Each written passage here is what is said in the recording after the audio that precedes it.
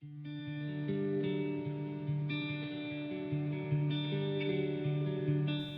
the 21st century, the Charlotte campus of Union Presbyterian Seminary fits into its environs like a glove.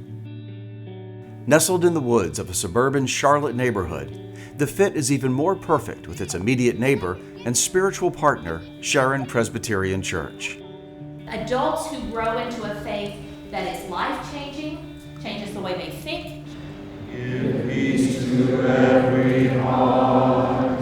Inside the building, the foundation of this campus and the lessons learned in 20 years also reveals a perfect fit with Union Presbyterian Seminary.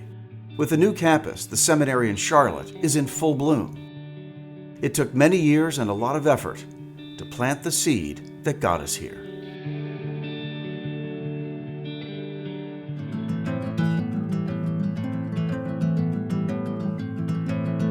I think the seed was planted in 1891. When Walter W. Moore goes on a fundraising trip for the campus at Hampton, Sydney, he reports back that he's run into a lot of opposition or reluctance from what he called the tobacco barons of North Carolina. I can't prove it exactly, but I think in the back of his mind, due to the volume of letters and the language he used, that he wanted to move the campus to Davidson or to Charlotte. That gets short-circuited by Louis Skinner and George Watts and moves to Richmond. And it seems like to be kind of a done deal. That was the first of many starts for a Union Charlotte campus. Another opportunity was quashed by Seminary President Hartley Hall. Hartley Hall was approached by several people in Charlotte, and he believed so much in the residential model of theological education that he did not want to hear about it. By this time, Charlotte had grown into a bastion of Presbyterianism parallel to the city's emergence as a major metropolitan area. Seeds planted by church leaders like William White positioned Charlotte as a home to the Reform movement. A breakthrough occurred when Lewis Weeks ascended to the presidency of what was then called Union Theological Seminary. The Presbyterian Charlotte is in a quandary because they want Presbyterian students. They approach Union in Richmond. Lewis Weeks, I think very wisely says, I'm all for it, except I need a couple of things from you. Number one, we have to have the verbal support of the surrounding presbyteries, and we have to have monetary support. Weeks' caveat was born out of the cautionary tale of other seminaries that tried and failed to build satellite campuses. I just remember when we were first talking about this extension campus and the fact that a couple of extension campuses had just failed, Columbia and San Francisco. And my memory is the people who talked to us said we had not built sufficient local support. Weeks made sure that local support was the most vital component of moving forward. This was birthed by local support. The whole conversation began with ruling elders here in Charlotte. Second, though, both those campuses flew their faculty in on weekends. So I think part of the genius, we were going to have residential faculty, and we started out with 4 in theology, Bible, practical theology, and education. And I think that's helped it work. The vote in committee was 14-1 to have a satellite campus. But the fact that they raised $6 million and their goal was $3 million says a lot.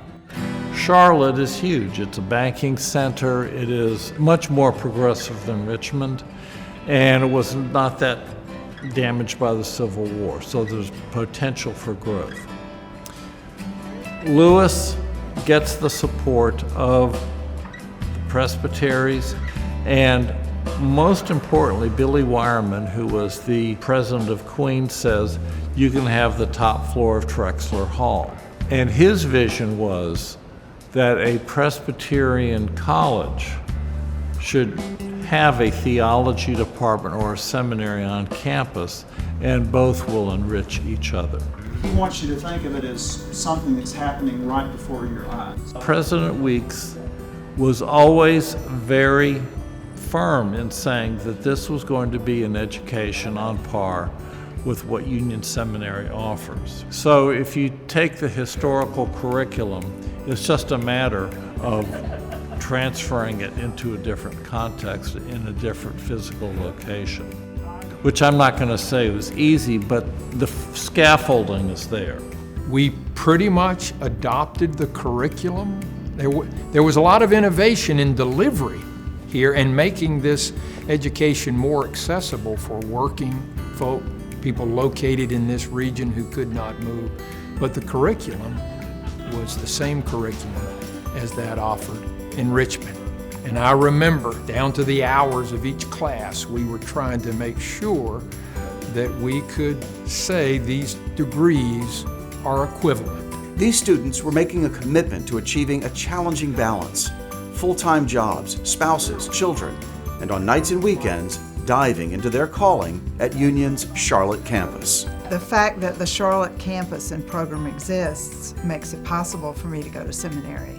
I live in Black Mountain, North Carolina, which is near Asheville, so it is a 2-hour drive for me, but there's not a seminary any closer than that. I honestly wouldn't be in seminary if I had to travel anywhere to go, because I have a 2.5-year-old and a part-time job, and it just wouldn't have been possible. So unless it was here, I wasn't going. In fact, all of these students who prayed long and hard for the ability to earn a deeply motivating Christian education found the education on the Charlotte campus the answer to their prayers. It's very practical, the education here. I take it right to the church where I work currently. So, I mean, it's literally, the application is just awesome, because you get to do it on Saturday and then I get to carry it right over to Sunday to what I do. With the Queens College campus up and running, professors began carrying on the rich 209-year tradition of Union Presbyterian Seminary by challenging their students and teaching them to adapt their pastoral skills to a 21st century culture. That's part of what is driving me, is cultural awareness, the milieu that we're in, and what does it mean for the church to be trying to minister, to teach within that culture. It does bring to light that God is not Presbyterian, that He is love, and we get to experience that firsthand with everyone here. Thrilled to death to be able to engage students who are going into ministry and try to give them the tools, the resources that they need in order to be effective in their ministry. So I love what it is I do. I love it. For decades, the dream of a Presbyterian seminary campus in Charlotte was just that, a collection of ideas, prayers, and hope. After a decade of success at Queens College, in 2010, hope became reality. Situated on 3 acres of land in residential Charlotte, architects designed a 22,000 square foot structure to accommodate 166 seminary students in 8 classrooms with both weekday and weekend classes and lectures. The architects had quite a challenge. This was a little triangle of land that was wooded at the bottom of this parking lot. It looked very unpromising to me when I saw it, but I don't have an architect's vision. They built it on this little triangle of land with the 2 wings. We've got the wing for the faculty and the staff coming out in one direction and our classroom wing on the other, and it leads right into this space where the community gathers. And then you have 2 wings going off the back, the chapel and the library, all fitted just perfectly into this little spit of land. The design included a gathering and worship space that incorporated stained glass from the Richmond campus. The library would hold 50,000 volumes of resources and is virtually integrated with the 500,000 library volumes in Richmond. The plan was to make the building fit neatly into the campus of Charlotte's Sharon Presbyterian Church.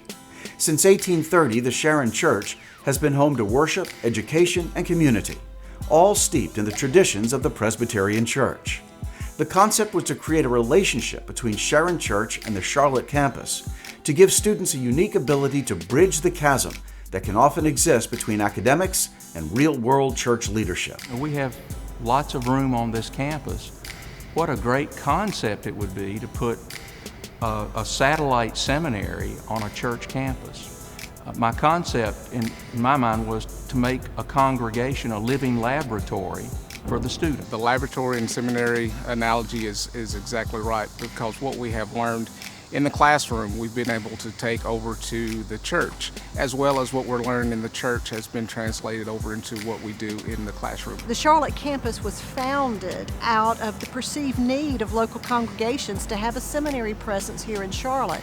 And it's part of our DNA, part of our self-understanding that we're closely connected to the life of the parish. It takes a miracle. I don't mean that just in a pietistic sense. It takes a miracle of people hearing this story and thinking it's important enough to invest their lives in and their treasure in. It takes hard work and sweat, as all miracles do, but it also takes a lot of hope that the future of the church, its best days, are ahead of us.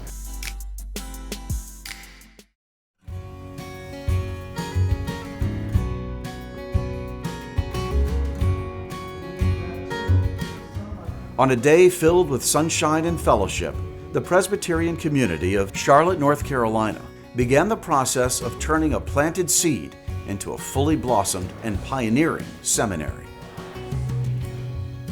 After 10 years of extending Union Presbyterian Seminary's theological scholarship to the temporary home in the Queen City, Seminary President Brian Blunt signed the lease that allowed construction to begin.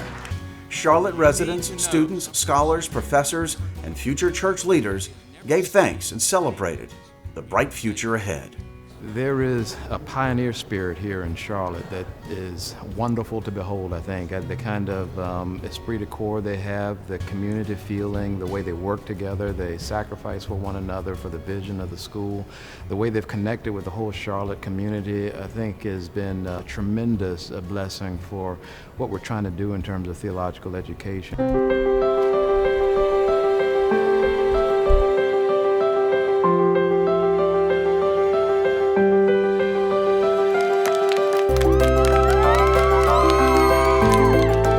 The hopes, the prayers, the planning, the sweat equity, all came to fruition in 2011. The Charlotte campus of Union Presbyterian Seminary opened its doors. In our country,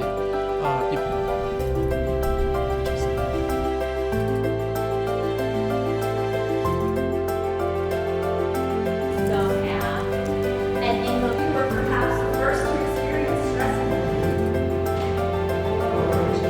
stress. Louis Weeks turned out to be prophetic. He believed that even though students would not be living on campus, they could still build a community, one that is unique but no less vital to the mission of the seminary. I hear the music of the language telling me, I tell him, Carson, plural accusative, plural accusative. Over the last decade, that prognosis turned out to be spot on. Now, I taught for 15 years in Charlotte, and there are two things that I think distinguish the student in Charlotte from the student in Richmond. And number one is age. People are coming here, they want to know what they need to know because they have families, they have jobs. I often wondered, how can you have community with people just seeing each other on the weekend? And that to me was always the value of the residential model. You had real community. But very quickly, I found that students started to have their own online forums. I was teaching, about the 9th century, and that's where my technological prowess lies. And so there would be one person elected by the class to email me, and then they would disseminate my answer. But it did mean there was real community, and that's how people do it nowadays. With COVID, I think it shows the genius of the model. The church is going to find new ways to serve the world. And I actually think that's what the Charlotte campus represents. For these students whose careers and families could have been obstacles to their calling, the Charlotte campus ensured they could seek their passion without sacrificing relationships and financial well-being. I have learned from these students, this is a hard way to go to seminary. Working during the week, working in the church, families, vocations, spouses. You've got to be determined, and you need a cohort supporting you. And they formed community on the commute, over the computer, texting, other kinds of ways that I think is as strong or stronger than some of the bonds I formed in residential instruction. One day soon, everyone will once again be able to gather, to return to this campus and look each other in the eyes and feel each other's presence and the presence of God. And yet another obstacle will be overcome for the decade ahead. It's humbling to be an instructor here because of the deep, profound commitment these students have to receiving. This is hard. This is graduate level education.